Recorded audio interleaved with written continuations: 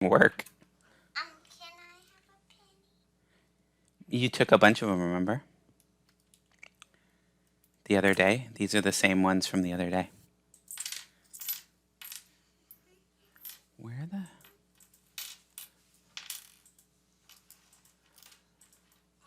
There it is. Okay, people are here. Okay, we're going to give people a couple minutes to show. Get away from that. Oh, I wish you would. Laura,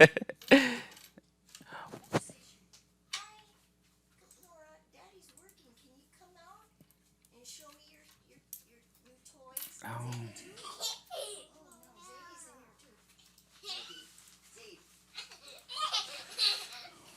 Oh, you don't have to be carried like a baby, do you? You better not do that those days. You better not make her carry you. There's impossible, but we'll have to ask Papa to carry you. Come on, Zadie. You said you want to go outside. You're not quite dressed. Come on. Okay, Mama. Let's go. Okay, Mama. You know, I'm going to have to choose what you wear if you don't hurry up and get your own stuff. Okay, Mama. Oh, you're right. What's your name? Dada. Dad. Are you going? Where are you going? Hello, is somebody? Nora's now wanting to get down, but I'm teaching my class right now. So, is somebody ready to get her? Yeah, there she goes. Thank you.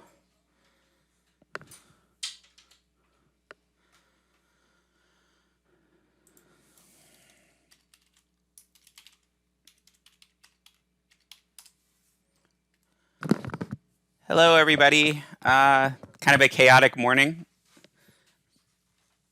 I just sent out an email to everybody with this also in it, with the Google Doc in it. And then I also have posted it in the chat. So I see 3 people, 3 anonymous people. So they'll be able to give people another minute or so to come in. We only have 5 people.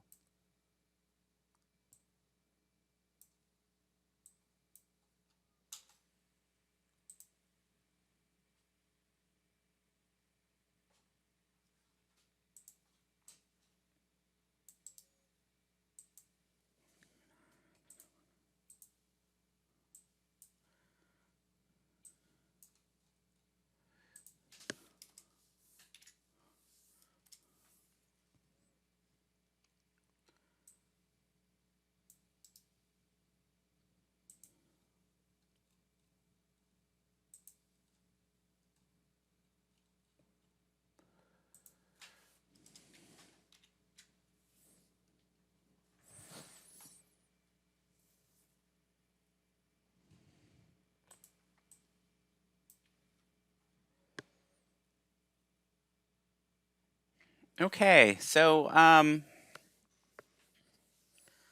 think we're basically ready to get started. We don't have that many people, but kind of as people show up, I'll kind of point them in the appropriate direction.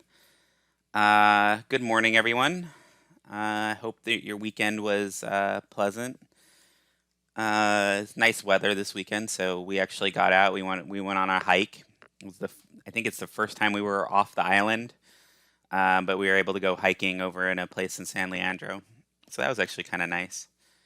And then other than that, it looks like it's going to be a nice warm week. So hopefully we can get a little bit of sun. So I've posted a link to a Google Doc. I realize Zoom is a little weird, and sometimes if you show up late, it doesn't keep the chat live for you. So I'm posting it again. Go ahead and follow that link. And I also included it in an email. So I believe we ended last class talking about or doing an example of a confidence interval. And we're going to definitely do some more examples of confidence intervals. But I want to give you guys a chance to kind of practice some of the stuff that you saw last class. And so what I'm going to do is I've made a Google Doc that has a problem in it.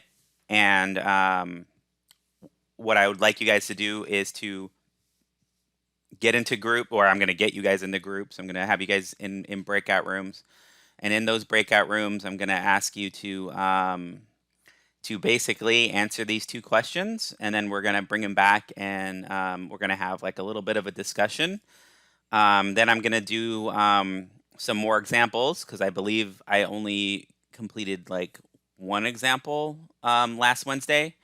And so I want to do some more, of course. But like I said, I want to give you guys a chance to practice it and use the notes that you had from last week.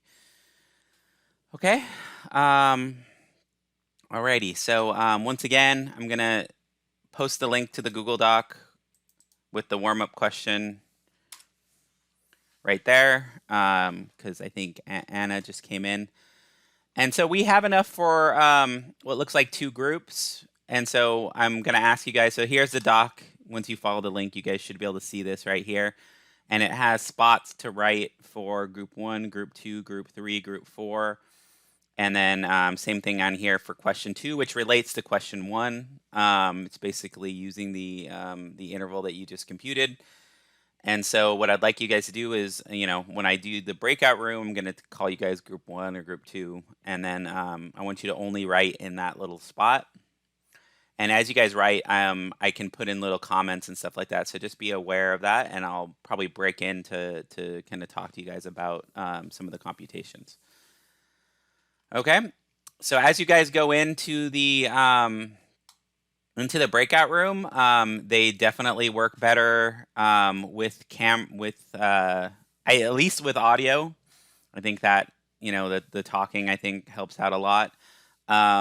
If you aren't using, beyond audio, I find that video, just having people's faces helps conversation a little bit.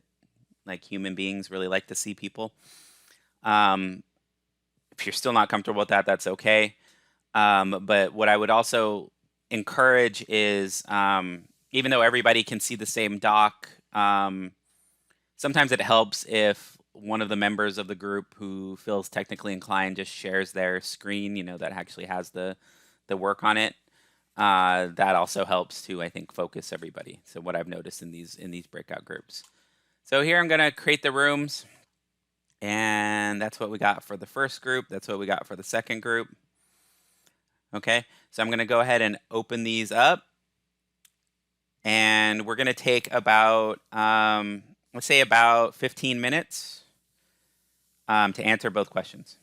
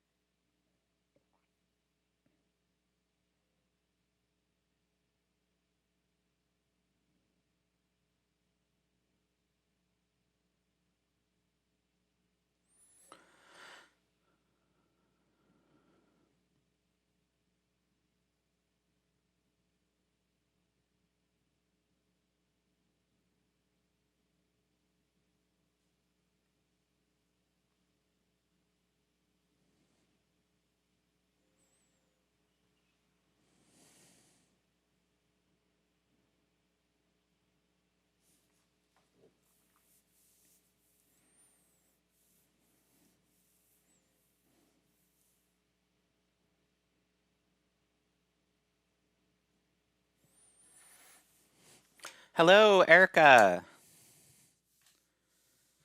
How are you? So, the everybody's in kind of breakout groups doing warm-up problem right now.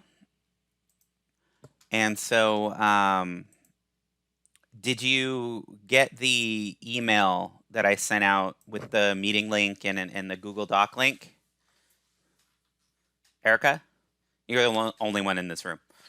Okay, so cool. So just follow that link there, and I'm gonna add you to group 2, and then okay, so I'm gonna do that right now. So assign to breakout room 2. So go ahead and join that room, and they'll hopefully catch you up, or they will catch you up. They're nice people.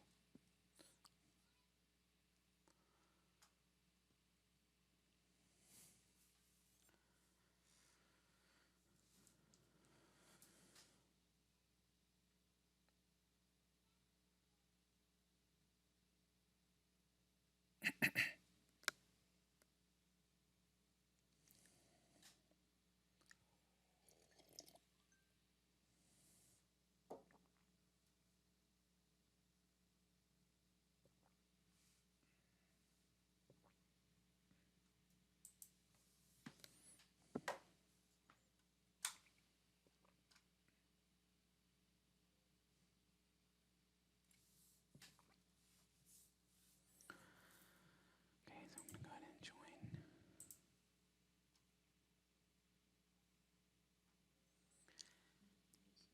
Hello.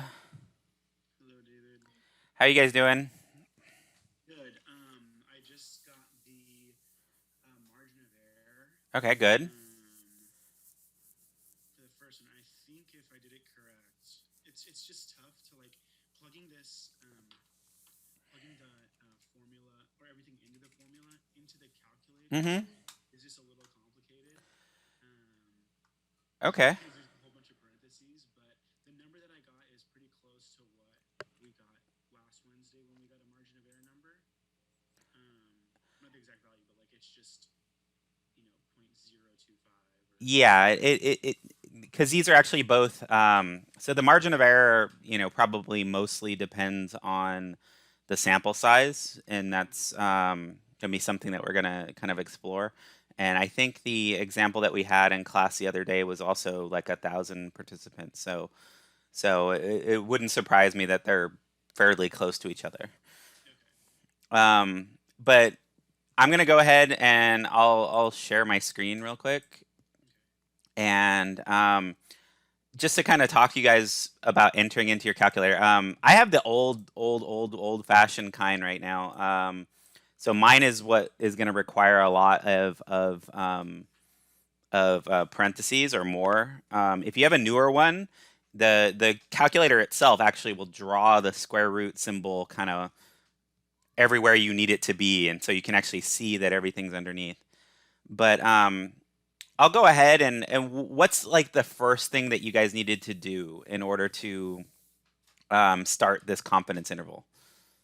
Put in the critical value. Well, no, I mean even before that, like you P hat. yeah, you need to. Sorry, go ahead. I'm interrupting. We have like the formula, the p hat, like the square root of p hat 1 minus p hat over n. Yeah, so the first thing you need is basically the percentage that you get from the sample. So in this case, the percentage that we get from the sample is about 37.9%. Okay. And then we're going to get you're right, for entering it in, we're going to get the critical number. Anna, what is the critical number for this particular confidence interval? That's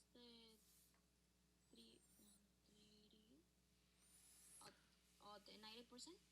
Yeah, for the for the, okay, so we have the sample percentage right here. So that's where the 388 divided by 1023. So those two things are going to go together to equal, so I mean, I wrote it down like this. I said X was 388, which is just the number of people who said that they were worried. N is 1023, which is just the sample.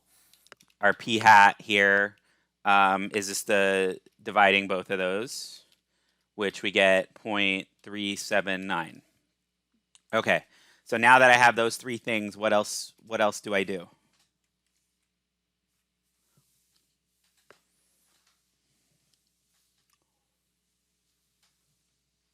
What about you? What about Grace? How's Grace? Do you know the next step after I've gotten the kind of the three pieces, or the sample information, the sample evidence is what I called it?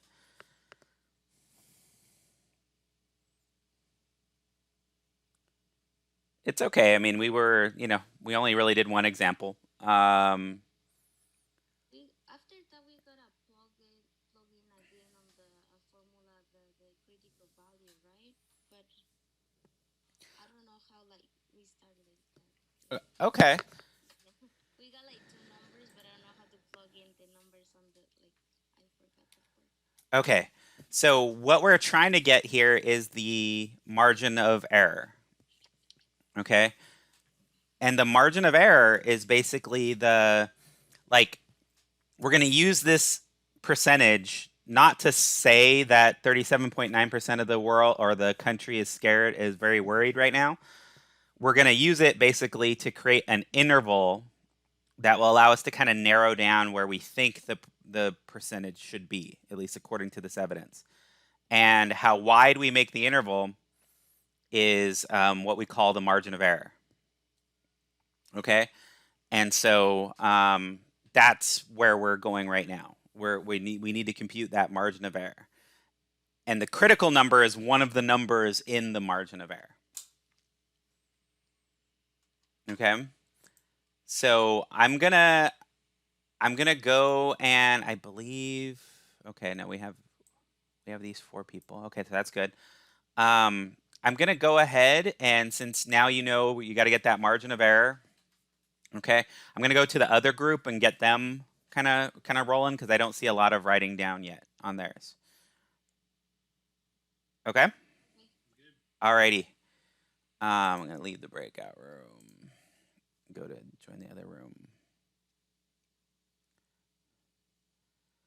Hello, Ashley. So I sent out a link that had a Google Doc in it. Oh, I'm muted. I'm sorry. I always forget that.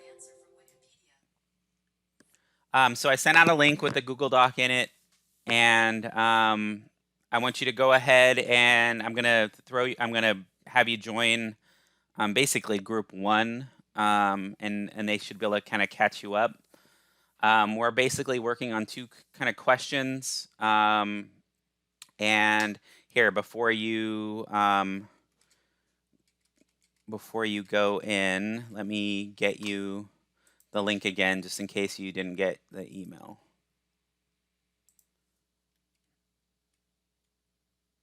And then I'm going to go ahead and go to this. Sorry, every time you, I was just in a breakout room, and every time you're in a room, they basically, like the whole interface just goes away. So there's the link. Go ahead and follow it. And I'm going to assign you to group one.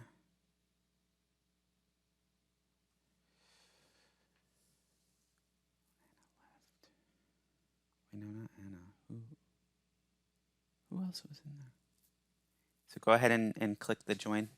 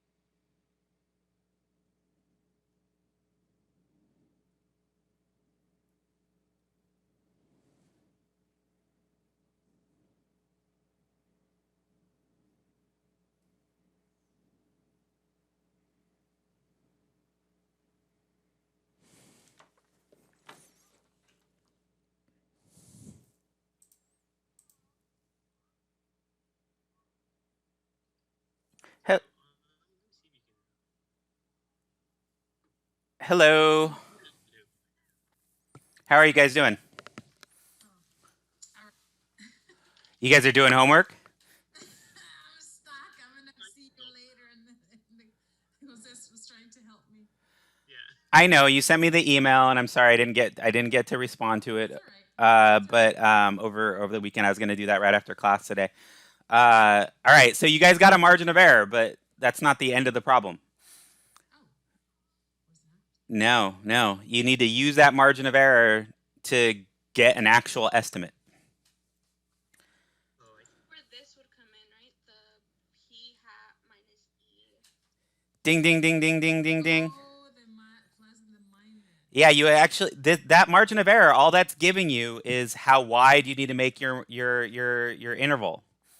You know how much uncertainty you're figuring into your estimate. So it actually that e by itself doesn't tell you much. You need to actually use it to make the estimate.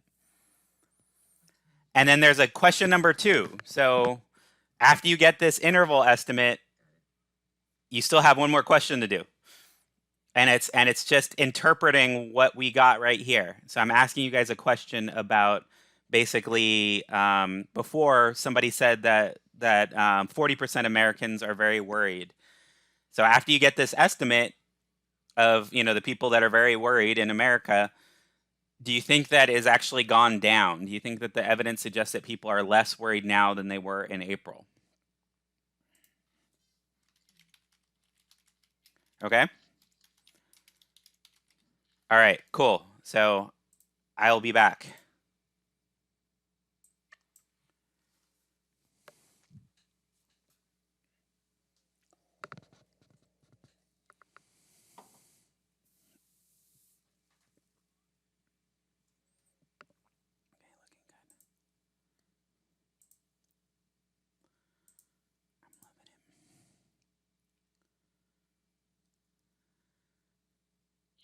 Awesome. I'm loving it. So so I love your estimate. So you ooh. Ouch. Okay. So you guys got that between, or at least according to the evidence, you think between 35.4% and 40.4% of Americans seem to be very worried about contracting COVID-19. All right, awesome. So now I want you guys to take that estimate and now go to question number 2, which is talking about, this was a poll that was actually taken at the end of last week. Okay, so this is in May.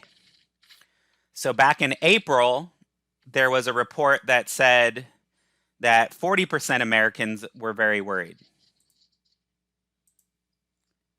Okay? And the big question is, oh shit, I'm muted. Oh, no wonder nobody was saying anything. I'm sorry, guys. I hopped in and I forgot that when I join a room, I'm muted.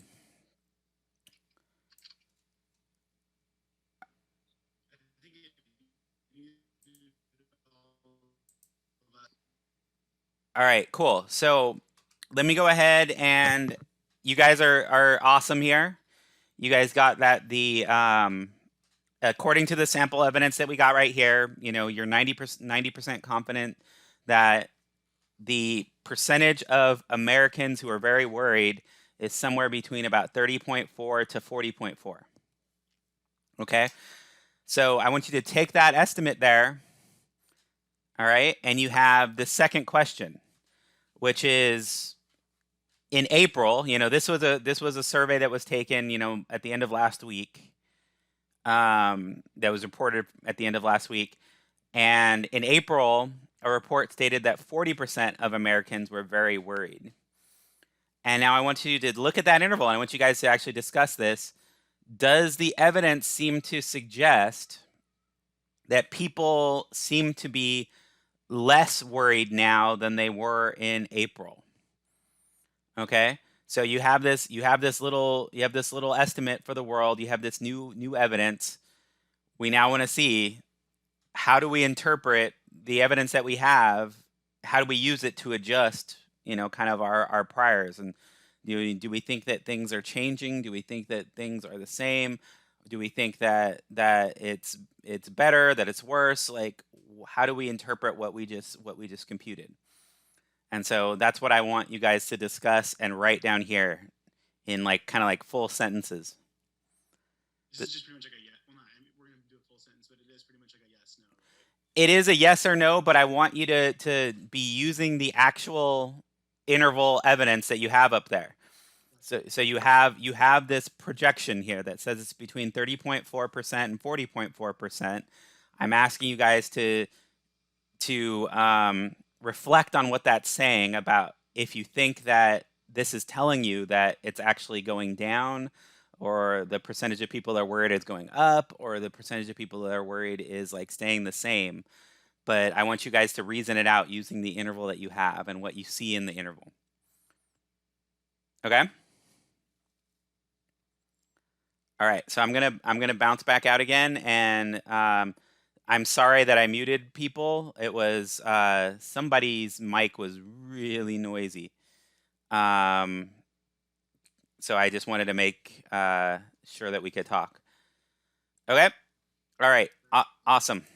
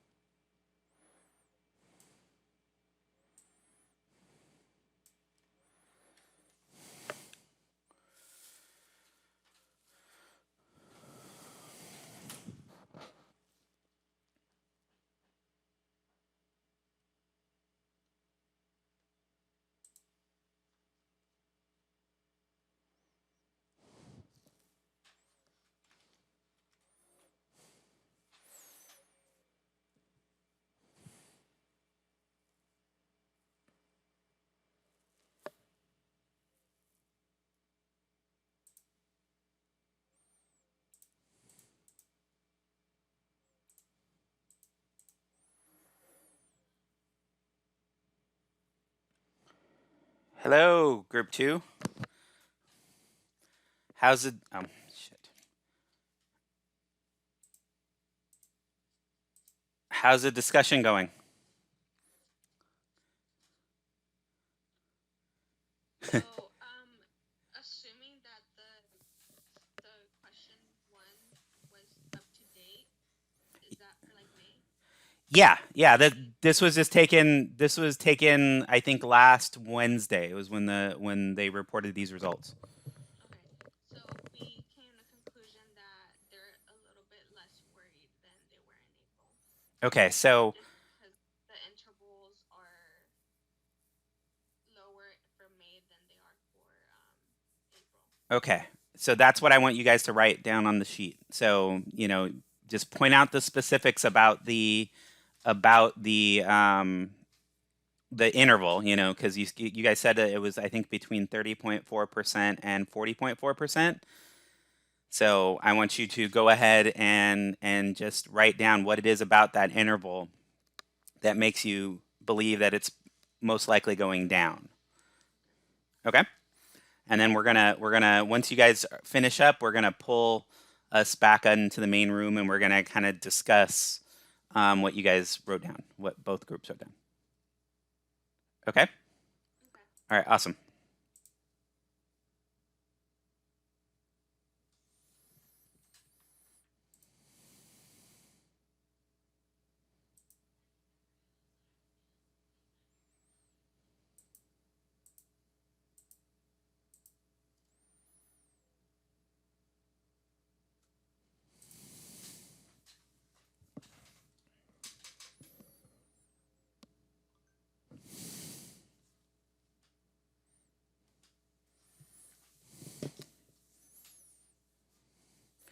Hello, Lauren.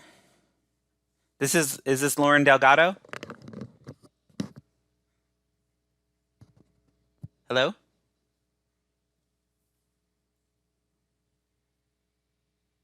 Yes, it is. Oh, there we go. Sorry, I think I was muted. Yeah. When you get I forgot how to change that setting, but I think I have it basically set up to where It's muted at first. yeah. Okay, so everybody's in a breakout room right now. Did you get my email with the Google Doc? Yes, I just saw that right here. But don't worry about it right now because we're just about to pull everybody out of the breakout rooms and we're going to discuss the results. Here, I'll look at that after. But basically, what we're looking at is so we're making we're using kind of surveys to try to do estimates, for population percentages. And the idea is that when you just get your one little snapshot, okay, that snapshot is never perfectly equal to the larger population's value. Okay, but it's not useless. You can use it to basically build an interval estimate, which really is just narrowing it down between two values. And that's essentially what we're doing with these things. They're called confidence intervals. And the idea is that we start off and we say, okay, I need to be 95% confident that the results in my interval. And so what you're doing is you're trying to build the interval to be just wide enough, okay, to reach that level of confidence. And we have formulas to do that. And I'm going to do a few extra examples and all that kind of stuff like that. But the basic idea is that, like, when you're doing these things, like, have you ever like had like a repair person say that they're going to be at your house between 10 and 12, Right. Yeah. or even like they give a more ridiculous one like between 8 in the morning and like 5 in the afternoon? You've seen things like that before? Okay. Well, basically the reason that they're doing that is to basically compensate for the uncertainty of what's going to happen with all the other, appointments and things like that. And so the more narrow, the giving a more narrow interval would be more useful to everybody. But if you're not certain about what's going to happen, you can't be confident that you're going to fall in that little narrow interval, right? And so, but if you build a really wide interval, well, yeah, you can be a lot more confident that you're going to show up, but that estimate is much less useful to people. And that's exactly what we're trying to balance here. We're trying to use our information and what we know about uncertainty, what we know about variation, what we know about probability to basically build the smallest, most specific interval that we can and still reach a certain level of confidence. Now, if we're willing to live risky, like we're willing to live like not as sure that we're going to get the perfect answer or the answer is going to be correct, then we can get a more tight interval, a more specific interval. If we are really cautious, we're going to build a very big interval. So the higher the confidence level that we have or need, the bigger margin of error that you're going to have. And there's also other ways to adjust margin of error and stuff like that. And that's kind of what we're going to discuss. So what I'm doing here with this warm-up problem is we're going to talk about kind of what confidence means and also kind of what sort of interpretations we can make from a confidence interval. And so there's something about the way this is set up that's going to make that a little tricky. And I'm already seeing people have different responses. So cool. So I'm gonna. Yeah, we're gonna discuss it. Um, yeah, yeah, yeah. No worries, no worries. Let me go ahead and take these responses and snip them, and then I'm gonna pull everybody out of the breakout rooms. Okay.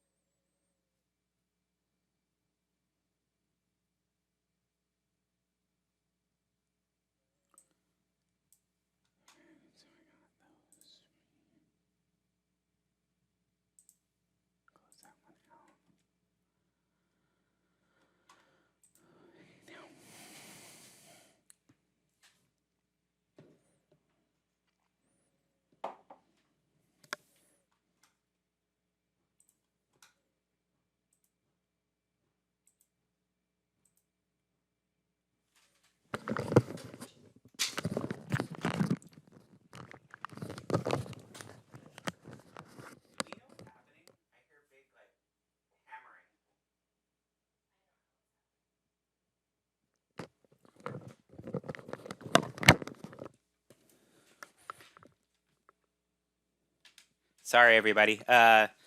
My 4-year-old son is outside with his grandparents, and I just hear like a lot of hammering, and I'm trying to figure out what the hell they would be hammering and why he'd be doing that with my 4-year-old. But but anyway, so let's go ahead and let's talk about what we have right here. So I'm gonna pull back to my little OneNote thing that I'll post. And then let me go ahead, go down here to this, and then let me post that in there. Okay, so I took a snapshot of your guys's kind of responses, and then I just want to go over the first part because that's not really a huge part of the. You guys got that perfect. So the idea is that we're starting off here. We're trying to estimate, and this is a real survey from last week. I'm forgetting the company that did the survey, but I pulled it from 538. I should actually cite it. Once again, we're trying to estimate how people are feeling about the current situation of COVID-19, and we have a survey here where we have people who responded that they were very worried. Now, just a few details on kind of what they were given as choices. They had like very worried, somewhat worried, not worried at all, kind of indifferent, those kind of options. And like I said, 1,023 people, 388 stated they were very worried, and then we're going to use this to construct a 90% confidence interval.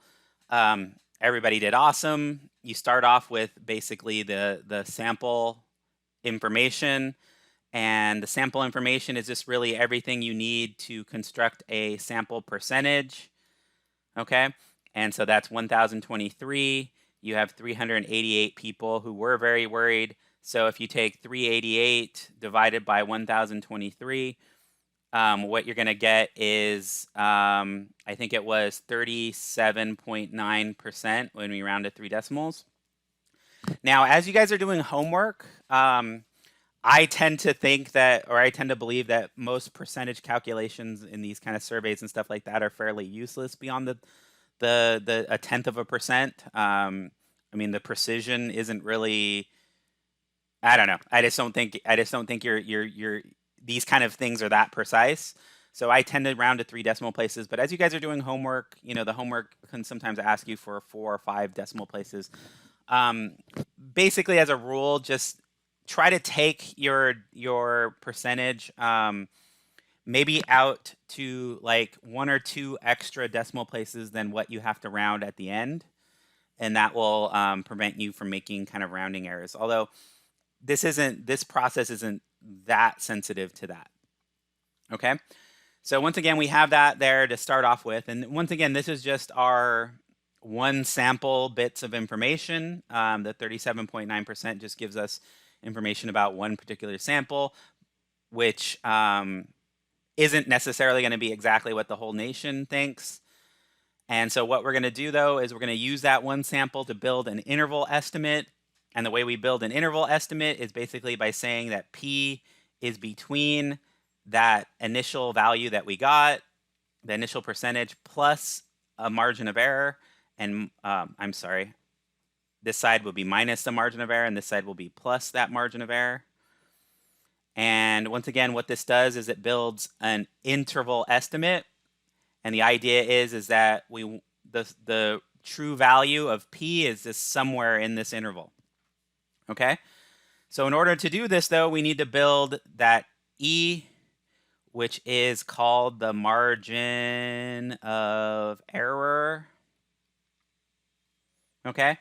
And that margin of error is built basically to be the smallest that it possibly can be, so that it still reaches the level of confidence that you need in the result. And like I said, the way that this will be computed is by using this critical number multiplied by the square root of p hat 1 minus p hat all over n. Okay? Where that critical number here is dependent on the confidence level. And so we had kind of like a little table over here on the side where if we needed to be 90% confident, we use 1.645. If we need to be 95% confident, we use 1.960. And if we needed to be 99% confident, we use 2.576. Okay? And so in this case, with a 90% confidence, we can have 1.645 as our critical number. And then we're basically just going to enter in all these values. So 379, 1 minus 379, all over 1,023. And like I said earlier, we got to enter that into our calculator. Fortunately, the calculator, this one here isn't too much of a landmine for PEMDAS, so it's you don't have to worry too much. But the biggest thing I want you to worry about is that if you have these old-fashioned calculators that don't draw the radical bar over the whole entire expression, that you make sure that the parentheses wrap around the entirety of everything on the inside. So I'm going to get that 379 multiplied 1 minus 0.379. So I do put parentheses around that, divide by 1023. And then I need to close up these parentheses just so that it's taking the square root of everything. Because if you don't put that in, basically it'll just take the square root of the first number that it sees and leave everything else not square rooted. And so that will produce an entirely different number. Okay? And as you guys mostly got, you got 0.25, which as a percentage is about 2.5%. Okay? So I love it right here. The only thing I would change here is that you're trying to say equal here and not divided by. And then once you got that value, we're now going to take it and we're going to add that value to the add the margin of error to the sample percentage, get an upper estimate, and then get a lower estimate. Okay, cool. So we think that, at least according to the sample, between about 35.4% and 44.4% of Americans are very worried about contracting COVID-19. Okay. So now I want us to think a little bit about the what kind of inferences we can draw from these. Because the one inference that we drew at the end of last class, I think was it was very obvious and very clear, I think, exactly what inference you should draw from it. But here, I think this one it isn't quite as clear, and so we need to kind of discuss it.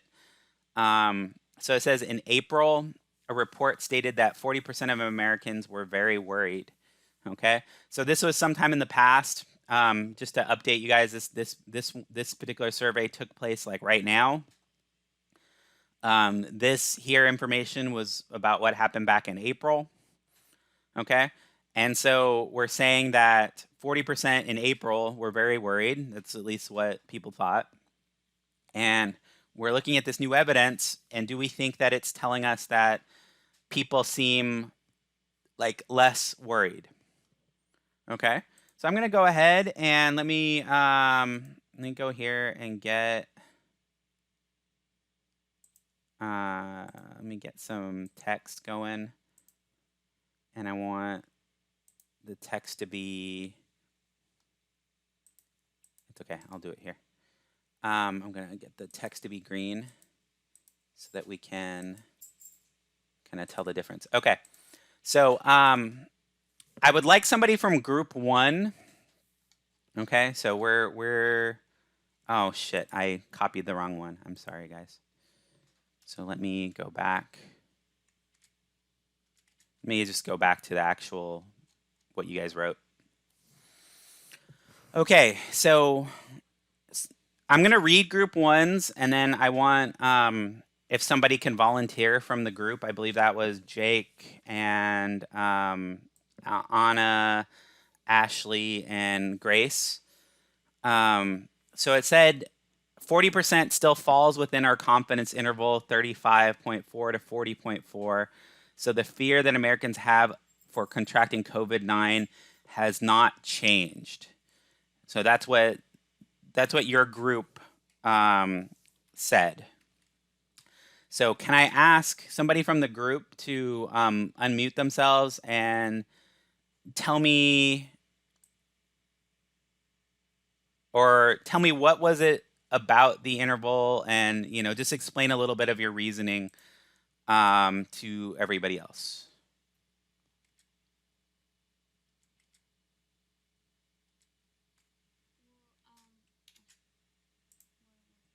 Hi, Anna. Hi. Well, like doing finding the information on the top, so we just find like because you're asking for the 40% of the Americans, Mm-hmm. so we got like because the confidential interval is 35.4 to 40.4. The 40.4 still counts on the 40%. Okay. Of the people who are worried, so I feel like it's the same. It has not changed. Okay. Since the 40, so you're saying since the 40.4% is basically close to the 35.4 and the 40%. they seem the same. Okay, cool. Thank you, Anna. Anybody else from your group want to elaborate on that? Gonna do green for your guys' responses. Okay, awesome. So group number 2. So you guys came to a different conclusion. You guys said that they seem less worried. Okay. So can somebody from that group unmute themselves and kind of talk through it? Why do you guys think that it seems less now than it was before? So the reason why we thought that it had gone down was because for the survey in April, the intervals were between 37.5 and 40.5, meaning that they went down a little bit. I mean, it wasn't like a drastic change, but it did go down. So that's why we think that they're less worried than they were. Oh, okay. So your group actually computed a confidence interval, right? For the other survey? Correct. And overall it seems a little lower. Now, can I ask you really quickly to what makes you say that it's only a little bit? Like how would you think you'd see a lot lower? It possibly it went like lower than 40 and lower than 30. I would say that they're like not worried at all. Okay, so if like you mean like for your confidence interval, if it was lower than 30 and lower than 40? Yeah. Ah, so basically if the whole interval was lower than 30? Is that what you're saying? Yeah. Lower than I'm sorry, lower than 40%, it would seem more like significant, right? Yeah. Okay, cool. Thank you guys. Let me copy that. Okay. Well, the reason I did this one is I want to kind of think about how we can interpret our confidence intervals, and it's a little bit kind of subtle. So, in order to really kind of talk about how to interpret these confidence intervals, we need to kind of understand, I think, a little bit more about what we mean about confidence. Okay. And if you guys remember from, like a lecture ago, we kind of talked about collecting a lot of different samples. And so what I did right here is I collected some samples. This here is actually estimating something that is not something that you guys have dealt with. But when I normally teach this, I have people sampling Skittles a lot to produce these kind of to get kind of a muscle memory for sampling. And when we talk about confidence, okay, so we had this kind of intuition when we first laid things out that when we had really wide intervals, right, we can be more confident that we will have the value that we want inside. And if you guys remember, the intuition that I gave you guys was, if I tell you guys that I'm going to be at your house between 9 o'clock in the morning till 8 o'clock at night, that's a huge interval, right? That's a huge interval, and I can be pretty confident that I'm going to show up in that time, no matter what happens. Now, the trouble with those really wide intervals is that the wider the interval is, the more, the less useful that is for the person. So the contrary to that is that the smaller the interval, the more precise and the more awesome it is, but the less sure that I'm going to be. Now, I'm to kind of visualize this and to also visualize why we have to be a little bit careful about making kind of certain judgments based upon what we see, is that basically when we're talking about confidence, we're really talking about confidence in a procedure when we do it a lot of times. So when we're thinking about this in the kind of the long run, what we're really thinking of is, did we construct a process that if people did this survey, this like same survey many times, are they going to get correct estimates a certain number of times? So to try to illustrate this, I just have this little picture, and this little picture really is just showing 10 different samples. So every dot here represents a percentage that they got from a certain sample.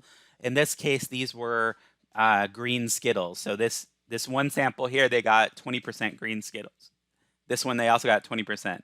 Here they got 10%, and so on and so forth.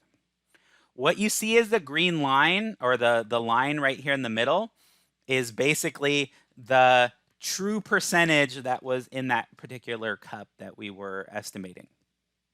Okay? So right here, I want you to notice that this right here, these on the right, were basically created using our formula for a 90% confidence interval. The ones over here on the right, we computed using a 20% confidence interval process. They're the same 10 samples. They're the same cups. Everything is exactly the same. We just took the samples and we built different intervals dependent on the value. Now, what I want you to notice is that every time that the line goes inside of this interval, basically means that that interval, its confidence level correctly predicted, meaning the real value was inside of it. So I want you to notice right here, do you see how these two contain the real interval? These two contain the real percentage, or that one. This one also contains the real percentage. These two also contain it. These two also, or this one does, and this one. All of those actually got the estimate right, and this was a small enough world. And there was really only one that didn't. Right? This one right here. So if you notice here, if you look at this sample,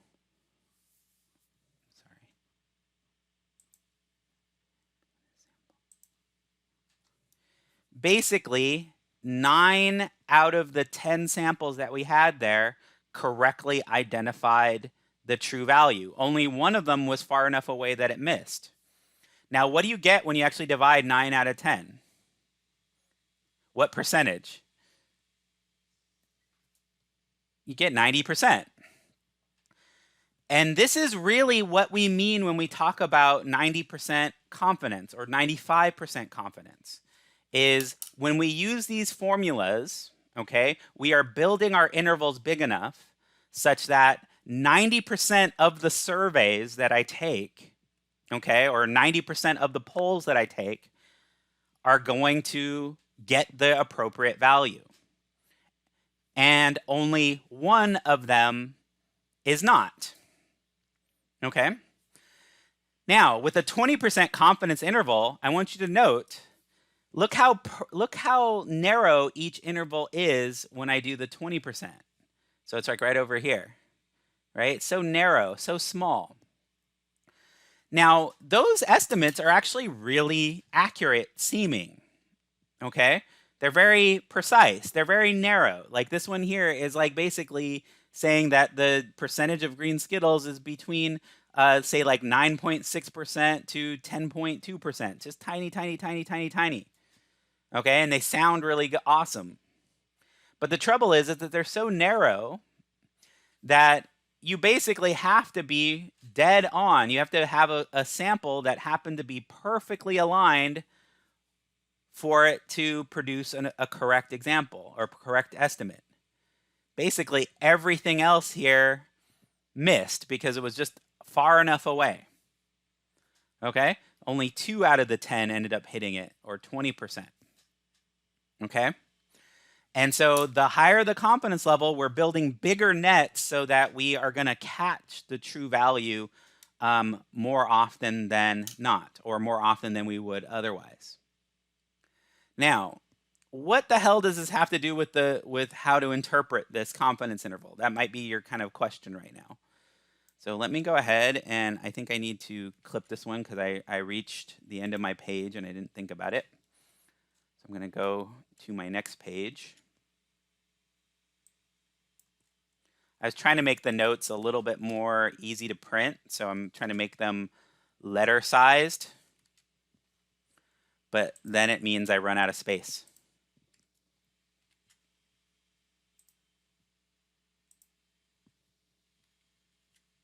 Okay, well, I'll have to adjust that later.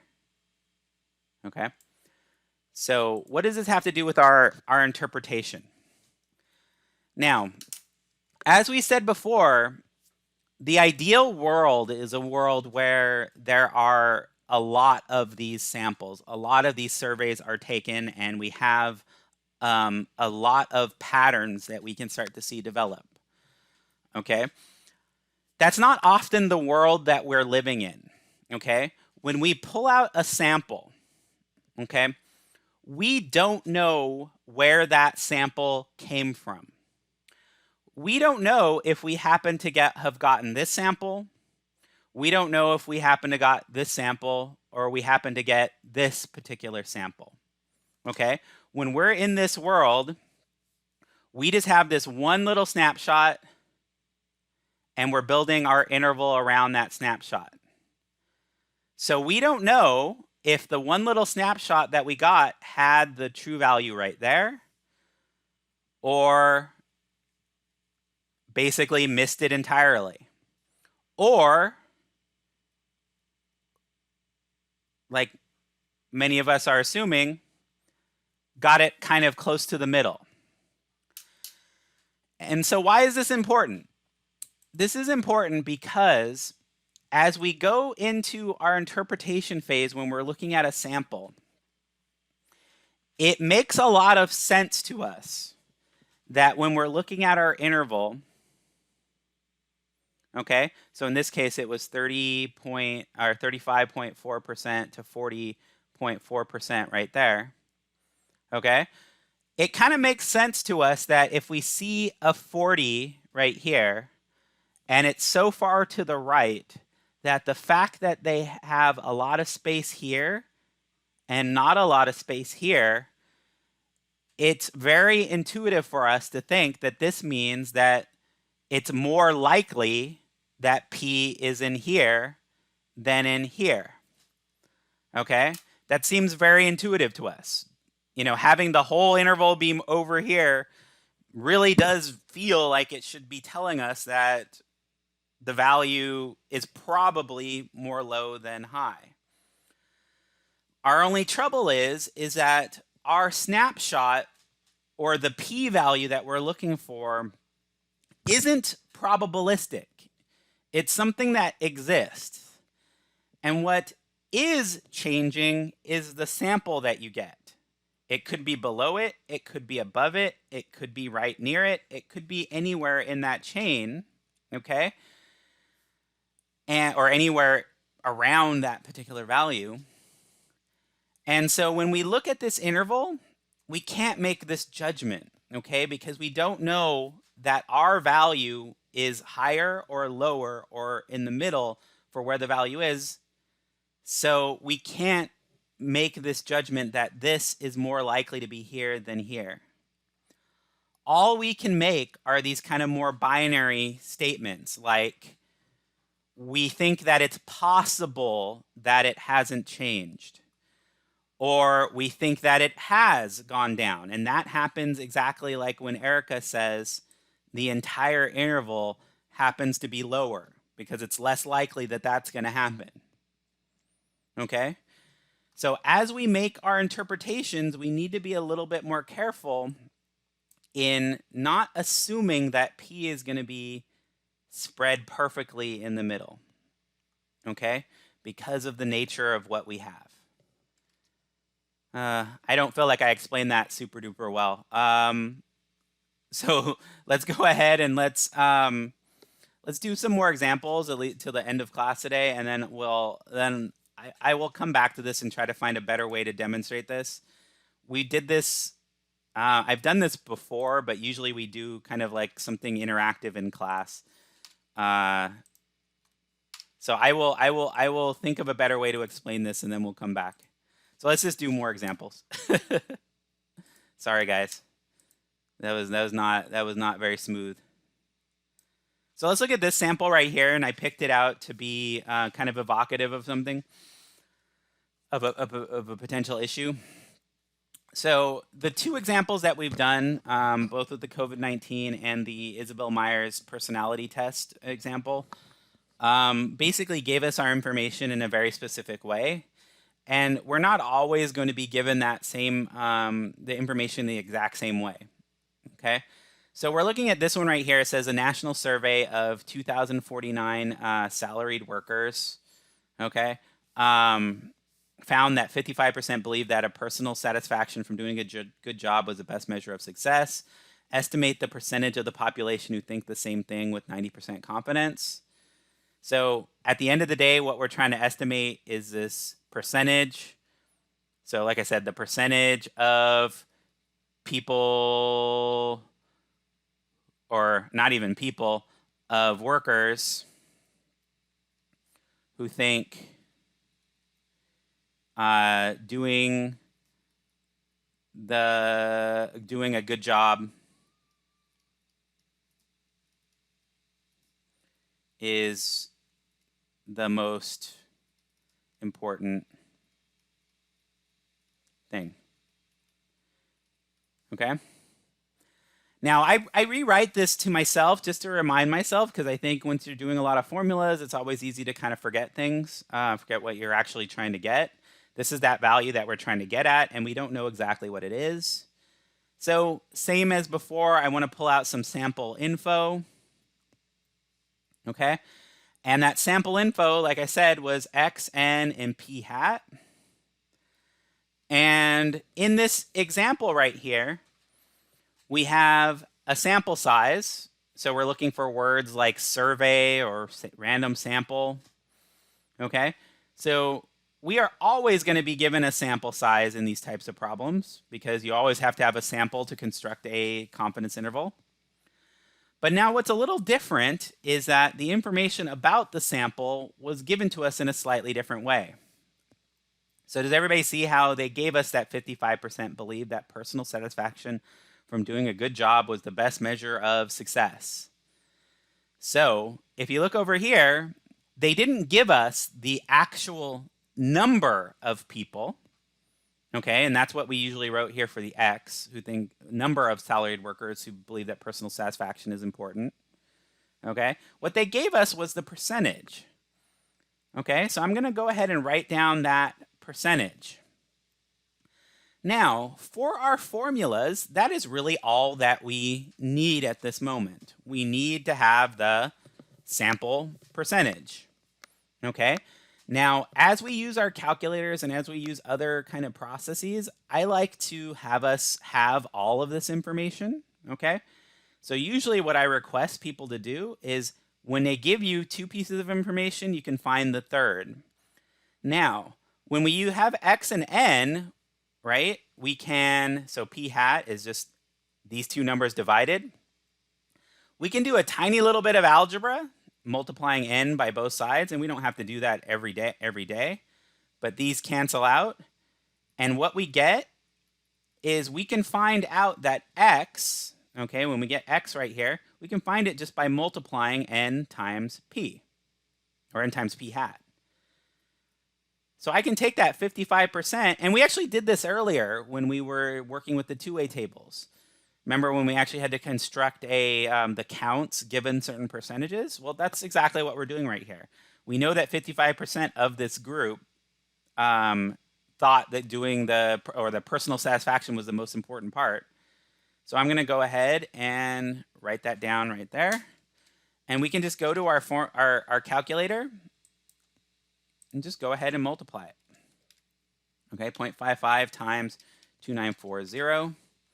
And see where I get 1617. So 16 17. And what that value is are the number of the people in my sample who thought good job was the best measure of success. Now, we aren't going to use this number a ton right now. We're going to use it a little bit later, okay, when we start using our calculator a little bit more. But I just want us to get in this habit that, in general, they're going to give us 2 of these pieces of information in the problem, and we're going to use it to find the third, either by dividing these 2 to get this, or multiplying these 2 to work our way back to x. Okay. Now, once we've gotten that p hat and the n, which once again we're just given by the problem itself, then we're going to get the margin of error just like we did on the earlier problem. It's going to be z alpha over 2, which is called the critical number, square root 55, 1 minus 0.55, all over the 2,940. And I'm going to go ahead and fill in that critical number. It's going to be 1.645. And the reason is that we still need to just be 90% confident. 0.55, 1 minus 0.55, all over 2,940. And then now it's just time to hit the calculator. Okay, I'm going to take that 1.645, I'm going to multiply it, get the square root, 0.55 multiplied by 1 minus 0.55. And then we're going to divide that by 2,940.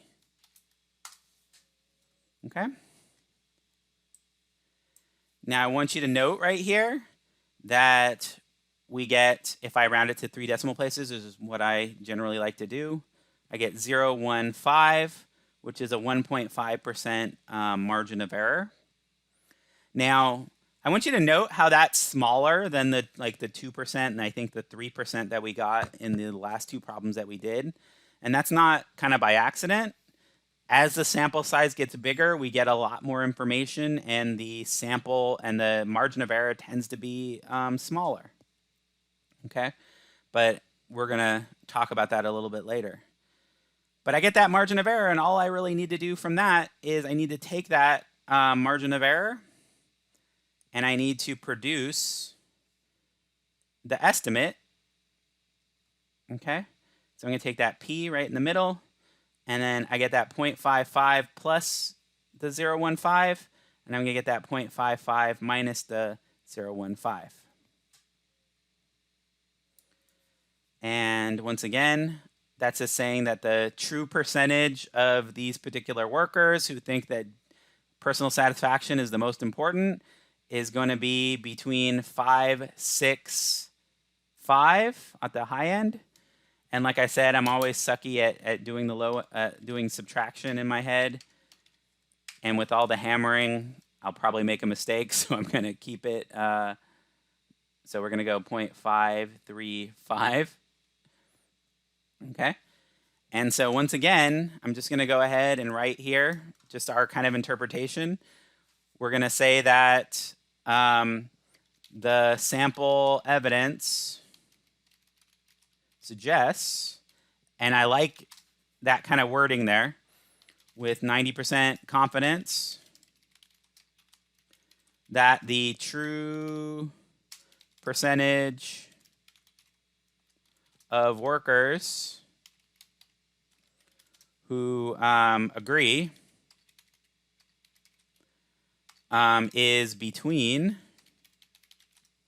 say, 53.5% and 56.5%. Okay? Very, very similar to the last one. Okay. So I'm going to go over here. Let's do kind of one more example before I think we have like 8 more minutes. I'll just do one more example, and then we're going to save till next time the kind of last kind of formula that we're going to need from this particular section. So I'm going to go ahead and let me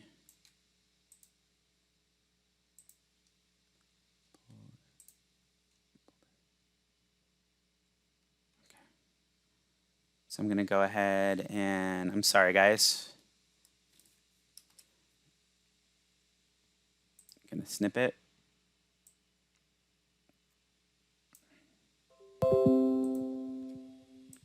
Okay. Okay. So this is from genetics. So maybe people have taken a biology class, an intro bio class. And in your intro bio class, one of the sections there talks about genetics. And if you guys remember, there's kind of what genetics are. DNA is basically a way of that two particular parents can pass traits on to their offspring. But as you guys know, not all the traits, show up. So basically, this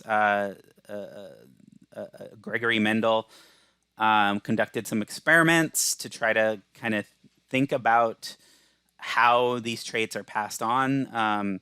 At the time, there was this guy named Lamarck who thought that basically the offspring kind of were learning or like changing their genetics to match the parents. And so that's how things were passed on. So he had everybody kind of had the idea, but they didn't have the mechanism. And so Mendel was one of the first to try to really clarify what was happening, how things were getting passed along. And so what he did was basically take two of these pea plants and cross them. And then what would happen is that sometimes the pea pods that would grow would be yellow and sometimes they would be green. Okay. And so basically by tracking, doing this a bunch of times and by tracking how many showed up green and how many showed up yellow, he was able to construct a theory for how traits are passed on. So what we have here, famous genetic experiment with peas, one sample. So this is one sample. They got offspring consisted of 428 green peas and 152 yellow peas. Find a 90% confidence interval estimate for the percentage of yellow peas in this sample. So that's how we got the kind of notion here, was by looking at the percentage of yellows and percentage of greens. Okay. So if I look over here, okay, so once again, I'm trying to get a 90% confidence interval estimate for the percentage of yellow peas. So that's exactly what I'm going to do. I'm going to get P is here, and we're basically trying to estimate the percentage of basically yellow offspring. And just like before, I'm going to need some sample evidence, right? I'm going to need some piece of information that basically gets myself started to compute that percentage of yellow pea pods. And I picked this as an example to kind of warn you guys to be a little bit careful. Okay, so when we're constructing these things right here, we want to remember what we're actually trying to estimate, okay, and how we get those estimates. So when we're getting the percentage, right, isn't the percentage, like when we're looking for, let's say, the percentage of yellow pea pods, I want to figure out what the number of yellow pea pods are, right? Definitely. But when I compute a percentage, what am I going to divide by? So I get that number of yellow. What do I want to divide by? I want to divide by basically the total number of pea pods or of offspring, right? Now I'm going to ask you guys, when I look at this problem, I'm looking for information about our sample. It looks like I can find the information about the yellow peas. Okay, so I'm going to go ahead and write down 152 yellow peas. Okay, so I actually have the exact number. So I don't have a percentage yet. But now the big question is, what is n? Now, most of us, when we're reading through problems like this, we've learned that when we see a word problem, we just start scanning for numbers, right? And so we scanned and we said, oh, well, okay, so I got the 152. So the 428 must be the other number that I'm looking for. The only trouble is the 428 isn't the total number of pea pods, right? What is the 428 giving us?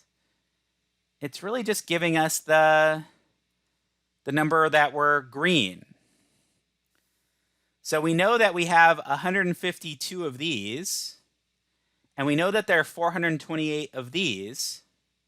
So isn't the total that I get here, it's really all of them put together, right? So the total number of pea pods are all of the green ones combined with all of the yellow ones. And so to figure out my n, which is, once again, remember my total sample size, every once in a while, I have to actually add those two up. Now, when else do you have a situation like this? I think often when they talk about gender breakdowns, they're going to sometimes tell you, okay, we have 48 males and 28 females.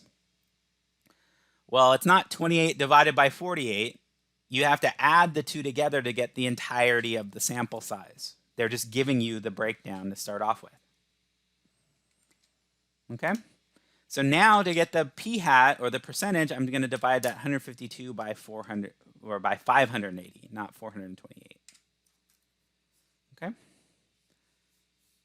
So I'm going to get, what's it, 262. Yeah? And now I'm going to get my margin of error, 1.645 because of the 90% confidence, 0.262, 1 minus 0.262, all divided by 580. And I'm going to go ahead and take this right here, 1.645 multiplied by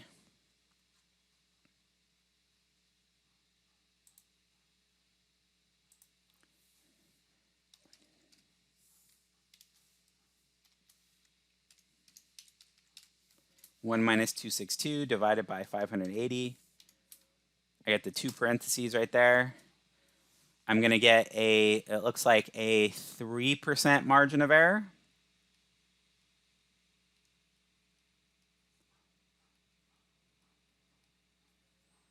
Okay. And then what this tells me is that the percentage of yellow, okay, should be between 262 plus 0.030 and 262 minus 0.030. Let me go ahead and go to my calculator, 0.262 minus 0.030, and then do the same thing above.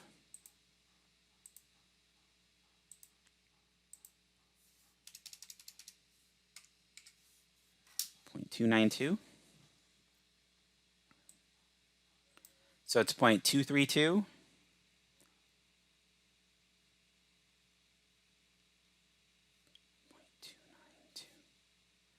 Or, in other words, between about 23.2% to about 29.2%. Now, I want to ask everybody, so Mendel, and you can go ahead and answer in the chat. I realize I don't have the chat up, which is because we were bouncing around. Oh, somebody.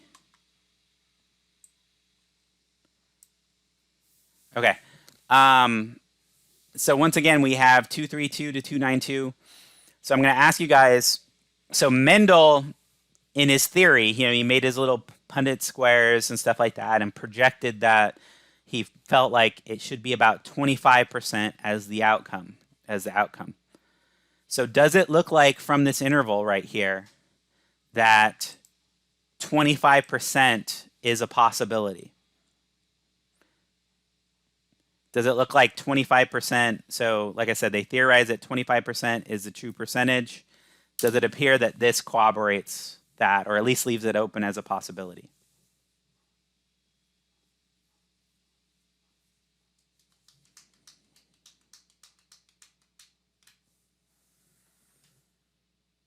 Yeah. Okay, exactly. So most people said yes, it's in the interval. Now need to be a little bit careful. Like I said, like we can't assume that it's more, we can't assume that it's less. But definitely when we look at this interval right here, it does appear that that is a possibility. And as we move forward, we want to be guarded in this. We can't make we can't make statements that are very declarative unless it's very obvious. But in this case, yes, I do agree with you that 25% is a possibility from this sample evidence. Okay. So sorry for the little bit of it was a little rough, I think, early. I don't know if I drew out that point, I think, very well. Once again, I'm trying to do it in a new way, and I didn't think this was the most effective way. So, like I said, as we go forward, I'll try to think of better or another way to illustrate what I was trying to say about interpreting this, because I think it is actually a very important point. And it's also a very subtle and kind of difficult point to kind of draw from. So I will come back on Wednesday and try to do that. Now, you guys aren't quite ready to completely finish the homework. I'm going to push it. I'll push it to Sunday for you guys. We still need one more formula, which is the formula for sample size computation. And that is what I'm going to talk about on Wednesday. And then I'm also going to talk about how to find critical values for like we had kind of our three common ones. And that really covers almost everything. And to be honest with you, 95% is the one that I think every single paper I've ever read that does a confidence interval uses 95%. But, once again, we still need to be a little bit flexible in being able to compute other values. So that's what we're going to do on Wednesday. All right. So sorry, Ashley, that everything broke for you today. I guess a lot of what I'm doing here is it's kind of hard to jump from like when you're on a phone, it's hard to jump from a Google Doc to this. So I guess I'll just ask you to be just a participant on the Zoom end until you get your laptop fixed and kind of watch what other people are doing and try to help where you can. But yeah, you won't be able to click a link, jump to another app, and jump back. This phones don't allow you to do that. Yeah, so I don't know. I can't. There's nothing else I can do.